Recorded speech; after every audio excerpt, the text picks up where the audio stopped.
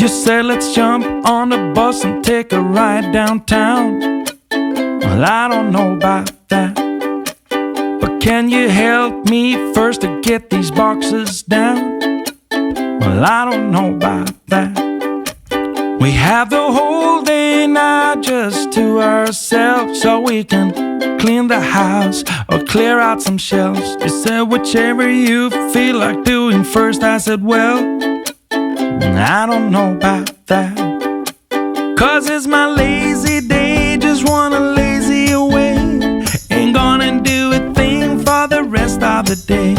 You can try to seduce me, make me wanna play. I don't know about that. I don't know about that. Let's call some friends over for a game of poker or so. Well, I don't know about that. Or should I turn on the TV or the radio? Well, I don't know about that. There's a whole list full of all the things we can do, but I wanna do none, wish that you did too. So you can just keep trying and I'll just keep saying I don't know about that, 'cause it's my lazy day, just wanna lazy away. Ain't gonna do a thing for the rest of the day. You can try to seduce me, make me wanna play. I don't know about that. I don't know about that.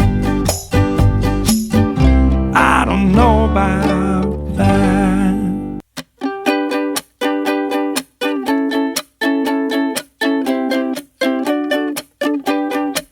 You said let's jump on the bus and take a ride downtown. Well, I don't know about that, but can you help me first to get these boxes down? Well, I don't know about that.